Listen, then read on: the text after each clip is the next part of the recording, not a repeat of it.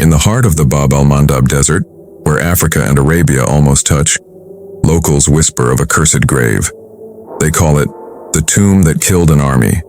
Few dare to speak its name, and none willingly go near. Long ago, a nomadic caravan disappeared here without a trace.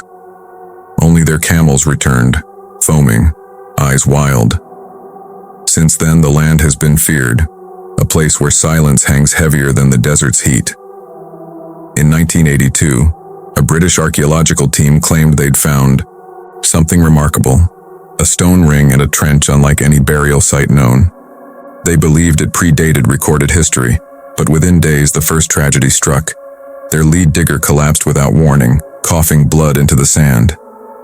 Locals said it was no accident. The tomb had tasted its first life in decades. Despite warnings, more teams came, French, Italian, and later American researchers, all drawn by the lure of discovery. Each time something went wrong. Equipment failed.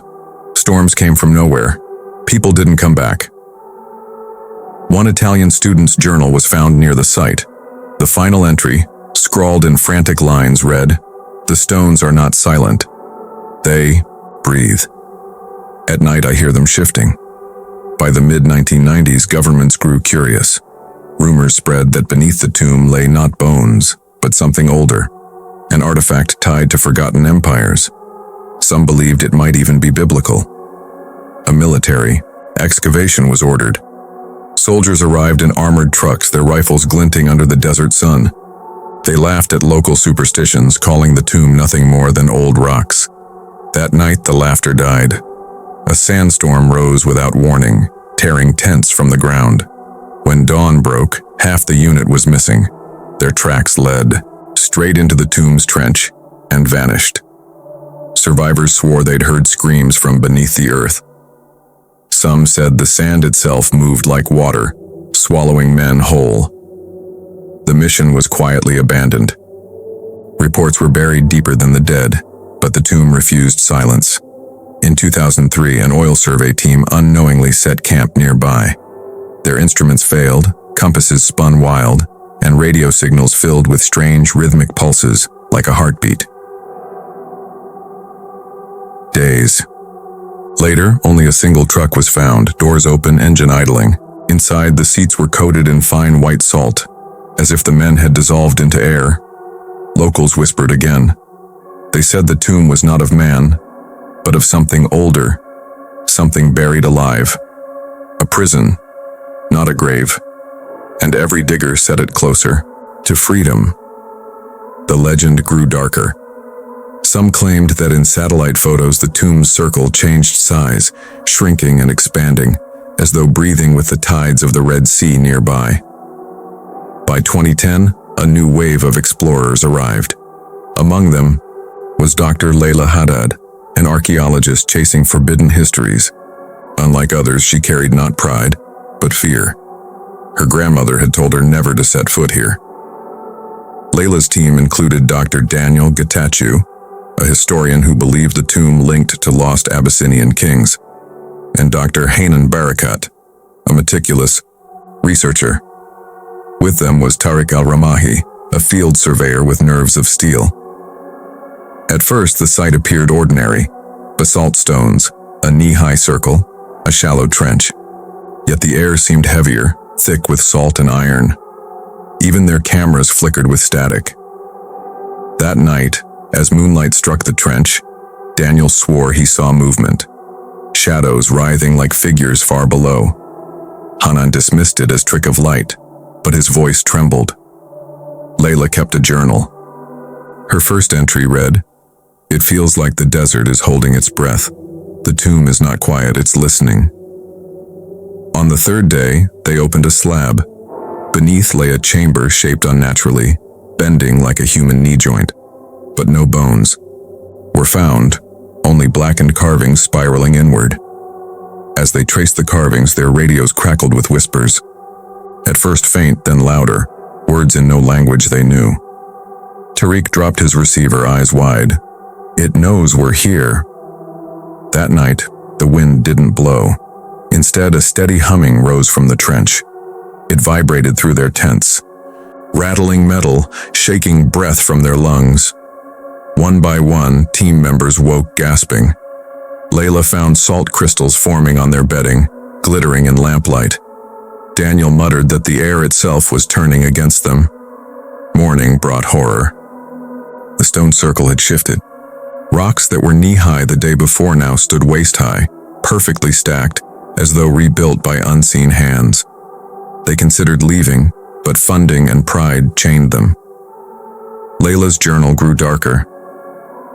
The tomb wants something. Every step we take, it takes from us. Then came the first loss. A technician screamed during routine measurement. By the time they reached him, he was gone. Only his boots left behind, half buried in salt. Panic spread. Some demanded evacuation. But Daniel urged caution. If this is real, if we prove it, it will rewrite history. His voice shook, but his ambition burned.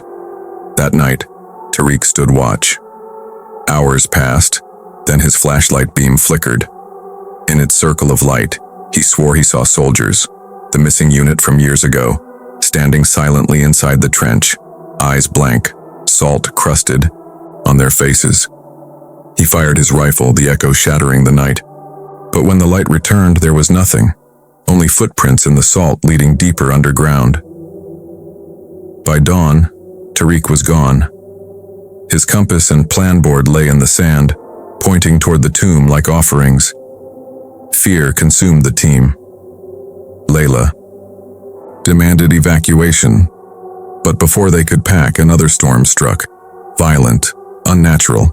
Salt rained from the sky like glass shards. When it cleared, Hanan was found unconscious, lips blistered, skin white as chalk. She survived, but her eyes no longer recognized the living. Daniel, shaken but stubborn, descended into the trench alone. Hours passed. His voice crackled through the radio. It's not a tomb.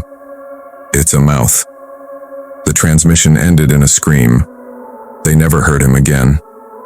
Layla fled. Alone, stumbling through salt and sand, she carried only her notebook. In it, the last words she wrote, "The tomb does not keep the dead, it makes them." She was found days later by fishermen near the strait, half mad, muttering Daniel's final words over and over. "It's a mouth. It's a mouth." Her notebook was seized. Officials marked the site restricted, guarded by military patrols. The tomb was buried again, this time under silence and secrecy. But whispers still leak. Soldiers assigned to the zone report hearing voices at night, rhythmic like the tide. Some claim the rocks move closer to camp inch by inch. Satellite photos are still classified. Yet a leaked image in 2017 shows the stone circle glowing faintly, a pale halo visible even from orbit. The Bab al-Mandab desert remains empty, the air still thick with iron. Locals avoid it, pointing to the horizon and crossing themselves, muttering prayers. The legend of the tomb has spread worldwide. Some call it myth, others a government cover-up. But those who've seen the site know better. Silence is its warning. Even now, researchers argue. Was it an ancient cult site? A natural formation? Or something not of this world, buried long before mankind learned words? Layla never recovered. In interviews, she could speak only one phrase with clarity. "You cannot dig where the earth says no." Daniel's fate remains unknown.